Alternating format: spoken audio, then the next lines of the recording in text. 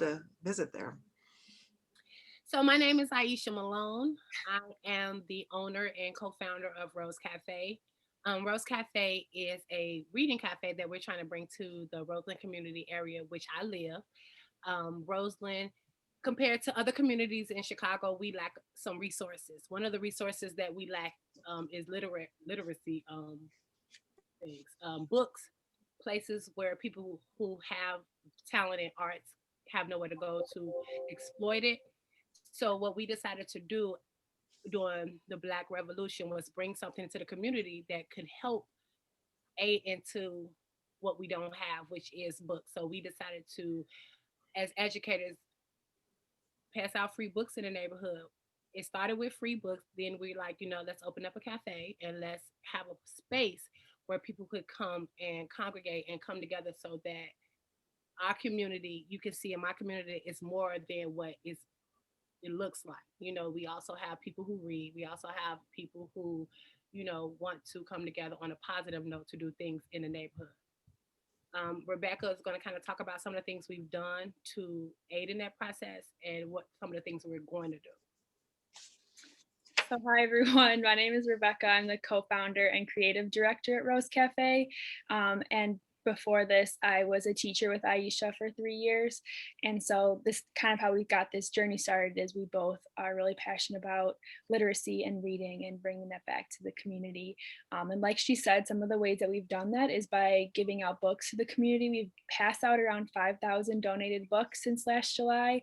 And we've hosted book drives, and we've sold books at different farmers markets throughout the city, and we sell our books online, which is how everyone is able to get Kindest Lie. And we have some exciting events coming up. We're doing a lot more markets this summer, some markets that we're going to be hosting ourselves. And then one way that we've been, our motto is books, coffee, community. So the way that we've been bringing community together in this time when everything is remote is through having virtual book talks, just like this. So Nancy, if you could introduce yourself as well, and we can get started. Sure, sure. Yeah, so I'm Nancy Johnson, and as you guys have mentioned, I'm the author of the debut novel, The Kindest Lie. So I've only been a published author a little more than a month. The Kindest Lie released February 2nd. So I'm just so excited to bring this book into the world. I am from the south side of Chicago. I grew up in Lake Meadows, which is really near south.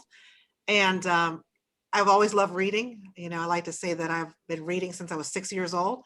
I was one of those kids who had those, I don't know if people remember those memory books where you can write in it what your favorite activities were every year, like first grade, second on up through 12th grade. And I was looking back at that book recently, and in kindergarten, my favorite activity was reading. And by the time I got to first grade, I had added reading and writing as my favorite activities. So I can say I've been writing since first grade, and worked as a journalist for 11 years, and then left journalism and moved into public relations and corporate communications, which is what I do now.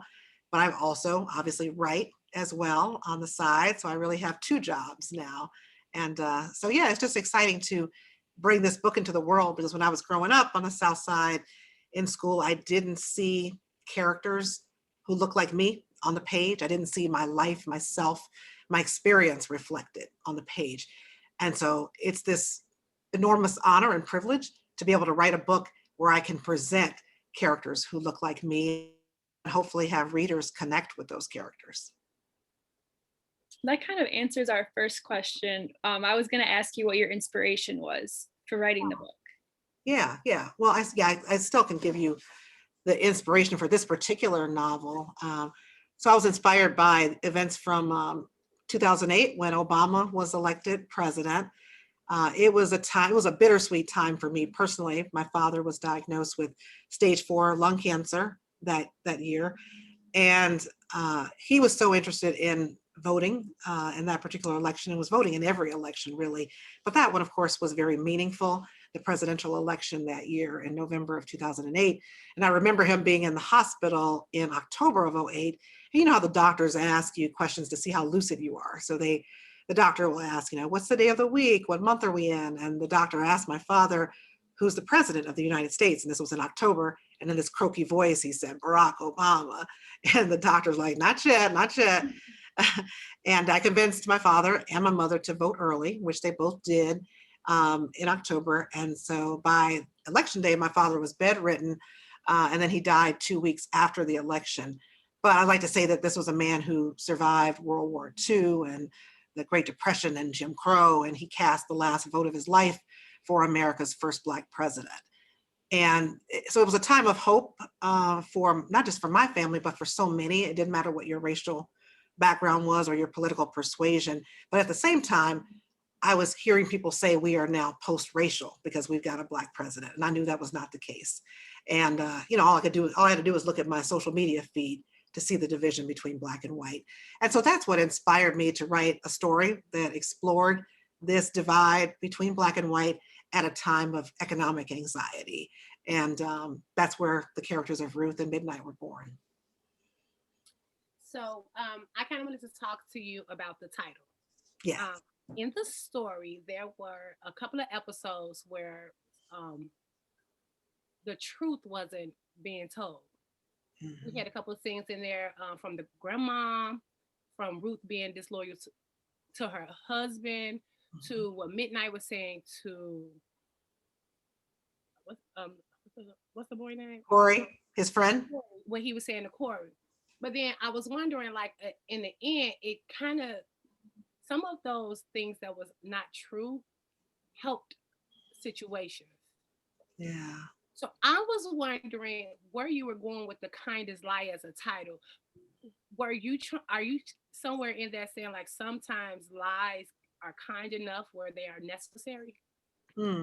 I like that you took it there. That was not my original intent, that they were kind enough to sometimes be necessary, but I like that because in some ways the revelations did, the lies ended up leading to the revelations, and then that led to closer connections between some of the characters and a better understanding, not only of their own lives, but of the other people, their family members and so forth. But really the title, The Kindest Lie, is about the lies that we tell that are kind, because we tell them to protect the people we love, or we sometimes tell those lies to protect ourselves as well, because you have Ruth telling a lie to protect herself in many ways.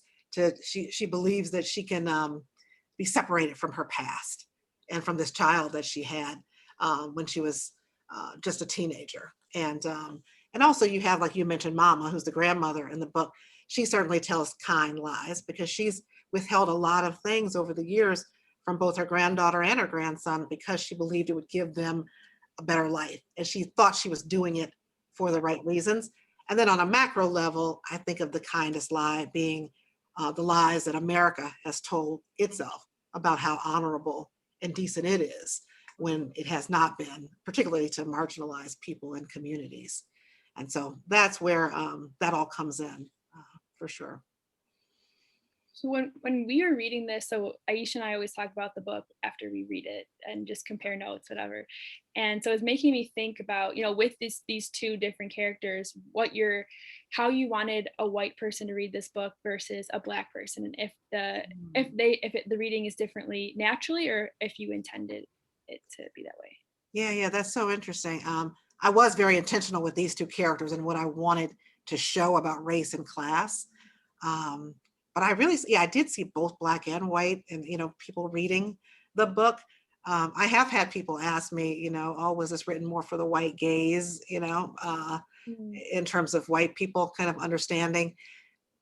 And I wrestle with some things in terms of how much to explain culturally about the Black experience, because there are some moments that I kind of explain what this means. Like I have to have a reference to the kitchen of the hair, and I say the kitchen, like comma, the I don't know if I said the coarse or the kinky hair at the nape of the neck. Like I explain that, where most Black people reading that, they don't need that explanation. And so I think sometimes for some Black readers, it's kind of off-putting to have those kinds of explanations, because it's like, how come you're not just leaving it, let them figure it out kind of thing. But then I've had other folks, I work with a woman who's South Asian, and she said, I really appreciated that explanation because it helped me to understand something culturally. And so it was kind of a balancing act for me in terms of who the audiences were and what I was trying to communicate and how much to communicate about things that were very inherently Black. But in terms of the way I presented Ruth and Midnight, a Black character and a white character, I was trying to show the nuances of race and class. So Ruth is this successful Black chemical engineer. So she's really on the come up. Everything is going her way financially. But at the same time, when she's on the job, she's getting passed over and not getting the best assignments, not getting promoted. There's a scene where she and her husband are on the L train and they're rigid with fear when a white cop is hassling a Black boy who's drumming.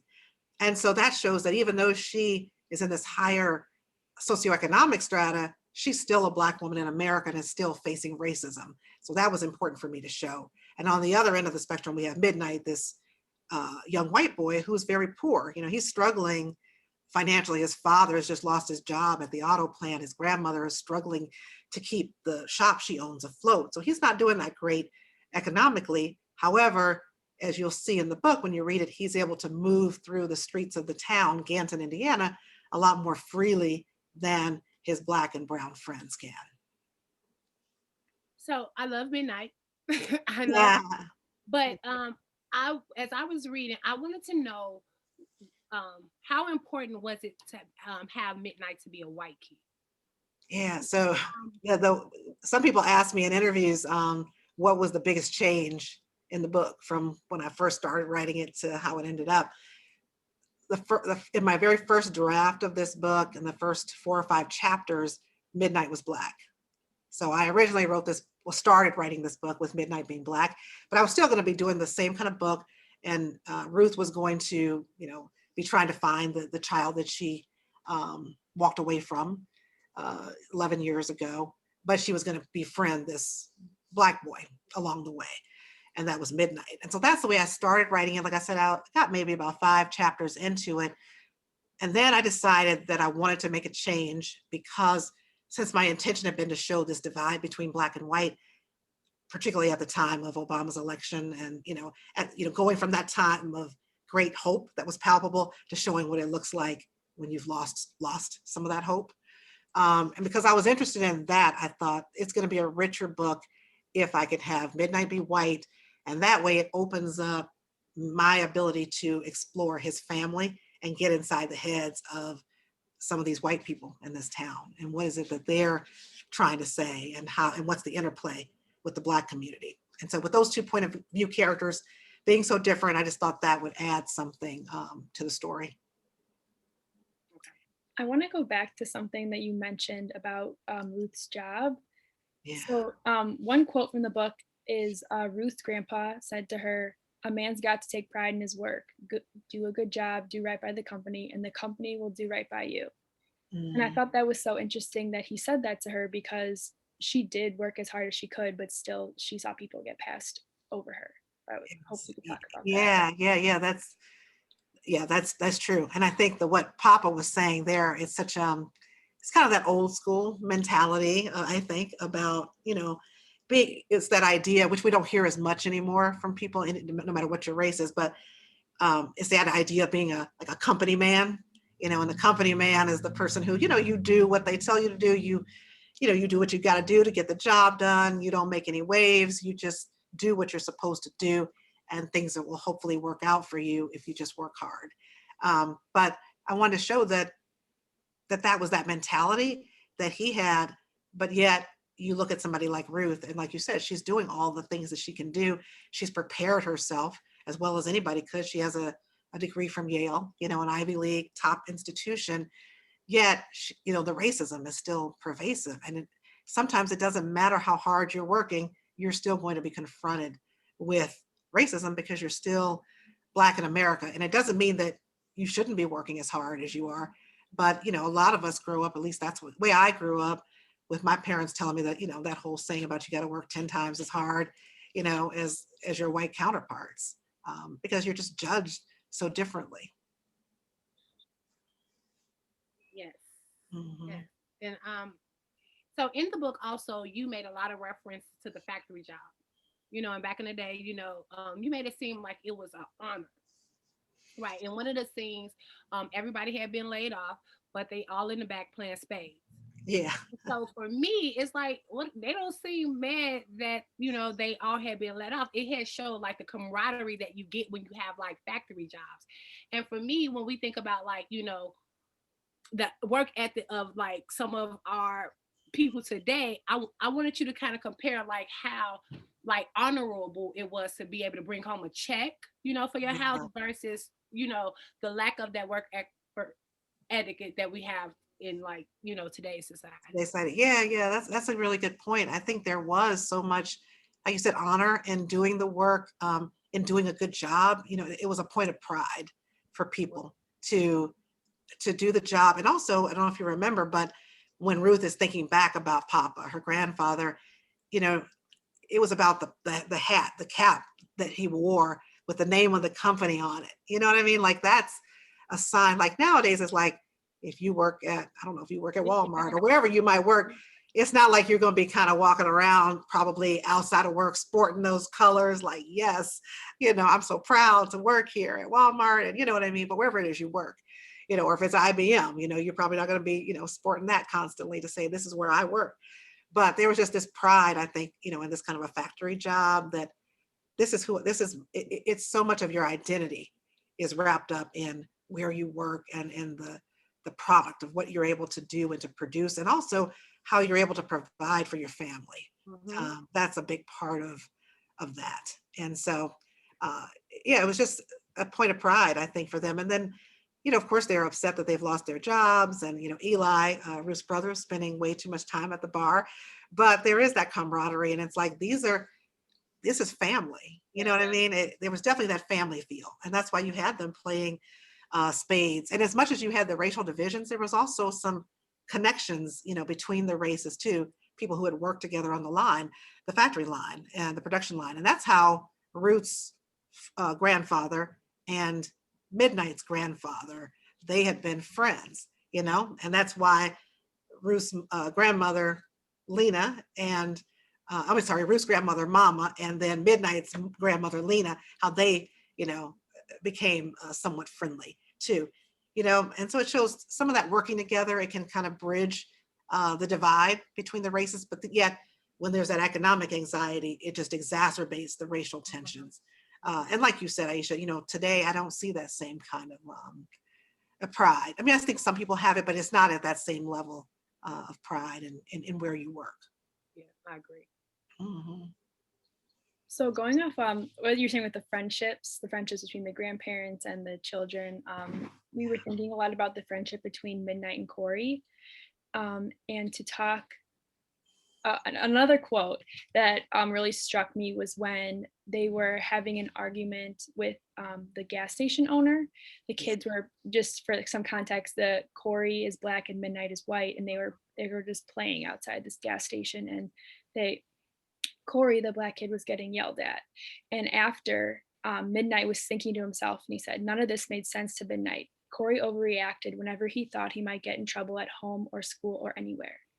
And I thought it was so interesting to hear that interaction from Midnight's point of view. Yeah. That's a section of the book that I sometimes read, when I'm talking in groups, because I think it just shows that difference in how black and white kids are treated. And I spoke to one book club, and I had a white woman in a book club ask me after I read that scene. She said, well, why was Midnight so like oblivious? Like, she was like, why didn't he understand? Why didn't he get it? Like, she didn't understand. I was like, of course he didn't get it. Well, first of all, he's 11 years old. He's a white kid. There's that white privilege.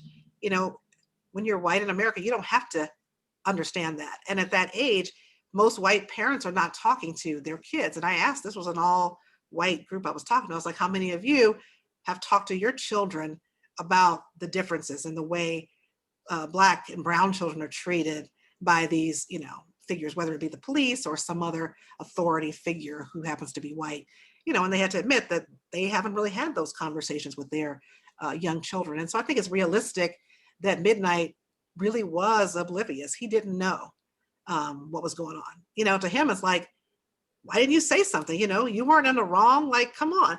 you know, and even the other kids start to kind of be like, I would have kicked his ass, you know, that kind of thing. You know, and that's kind of typical of kids too. After the moment, like, oh yeah, all the bravado of what I would have done, you know, and you're kind of being big and bad and everything. But yeah, but Corey, you know, he's a kid whose parents, he's Black, and his parents have had the talk with him, and it's not the talk about sex; it's the talk about how to comport himself when he's around white, you know, certain white people, particularly these white authority figures or police. You know, the whole thing of keep your hands up, you know, move slowly, don't, you know, don't make any sudden moves. You know, so many things that Black parents have to talk to their children about just to keep them alive, that white parents don't have to have those same conversations with their children. Yes.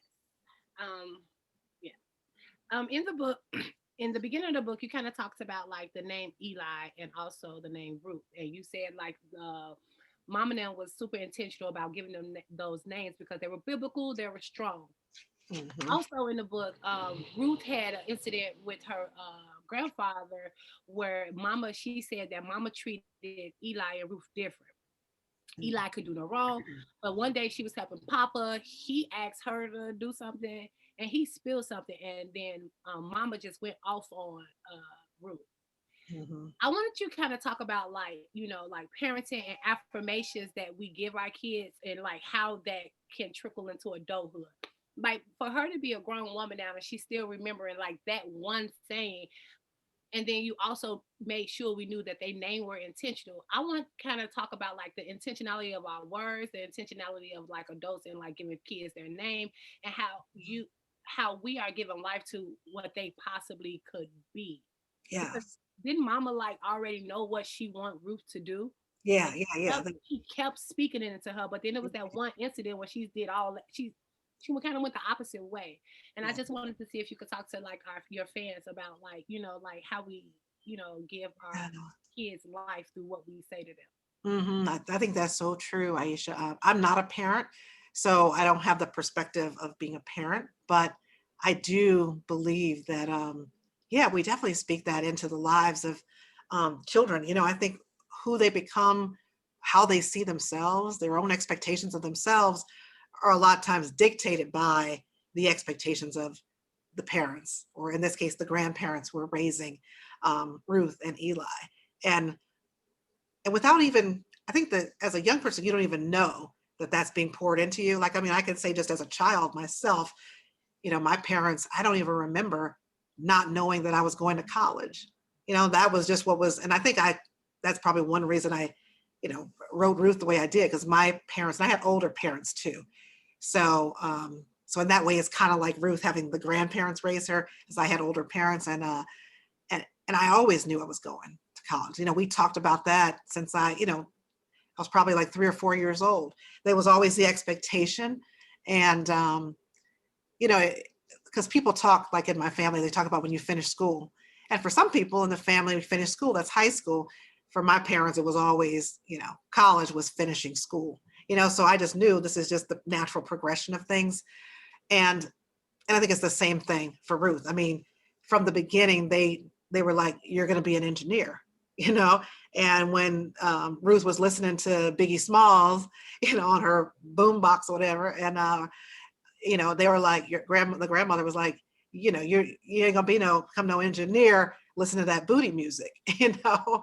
And so it was like being very strict about this is what you're going to become.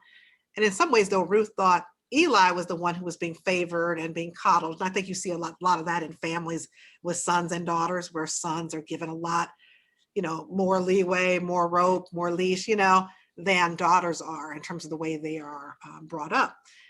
But at the same time, it seems that Mama and Papa didn't have the same kinds of expectations for Eli. Like he was somebody who would probably follow in Papa's footsteps, work at the plant, that kind of thing. So they didn't have the same expectations, you know, that he was going to necessarily leave Ganton and do something else. But I love what you said about the names. That's so key. I got that from when I was in my MBA program. I've not worked, but I was in a study group with a Black woman who was a vice president of human resources at a large company. And I remember her saying this, And I was kind of taken aback, a little like, oh, offended by it when she was like, oh, I get so frustrated when these resumes come through from Black people. And, and I keep saying, people, give your kids names that'll get them to the interview. And that's where I got that phrase from that I put in the book about names that will get you to the interview. And like I said, I was taken aback when this Black woman said it, like, people should be able to name their kids what they want, express themselves culturally, but I still understood eventually what she meant, because it's a way of protection and to set your children up for success. And that's what the grandparents were trying to do, is set them up for success with names that, at least that won't be a hurdle for you, your name. Now, once you get in there, you might be discriminated against, but at least you'll get past that first barrier of the name, giving you a name that will at least get you to that next level of success. Yeah, I appreciate that you added that in, because it is very important what we name our kids. Yeah. Switching gears a little bit, we have a few questions in the chat that I thought were interesting. The first one was, do you think you'll write a novel about the Trump era? No, probably not, but it's interesting you asked that, because now that I've published this book, it just came out last month, a lot of people see parallels, which there are parallels between the world I'm writing about in 2008 and where we are now, where we just were with the Trump era.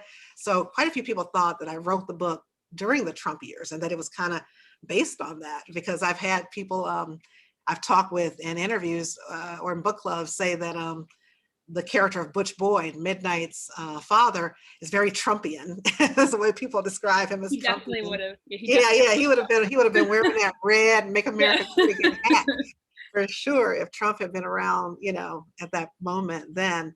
And I see it coming from Anissa Joy. She's so nice. She follows me at all these events, which is kind of fun. So I always feel like she's heard me talk about these things a million times, but she doesn't get tired of it, I guess. But yeah, so I don't have any plans though to write anything about the Trump years, not at this point at least. The next question. Oh, sorry. So before we start asking the questions, I just wanted to know about Dino. For me, to see that type of love at that age, it was inspiring, right?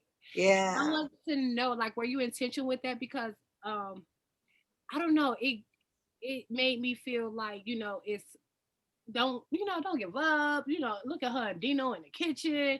And I wanted to know, like, how intentional were you with that character, Dino? I was very intentional with that.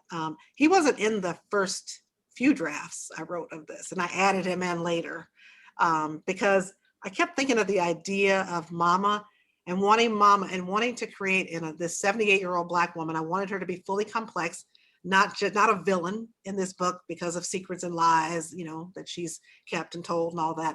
I wanted her to be fully realized. So, you'll find out when you read the book about, dreams that she has of her own or had of her own in her life and what she expected for herself.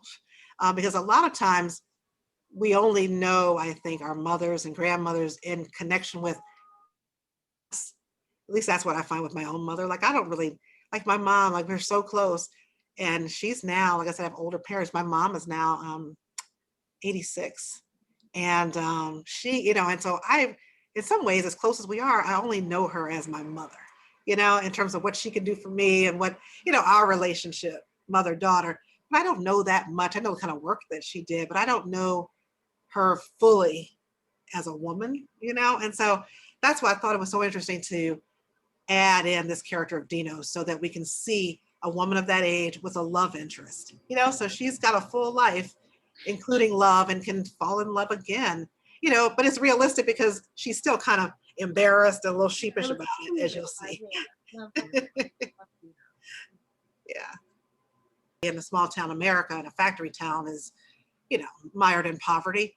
And I was also interested too in not being stereotypical in this relationship, because I think usually when you see books with this kind of a friendship and relationship between a woman, an affluent woman, and a child, quite often it's like The Blind Side, if you remember that movie, which is based on a real story, so it's real.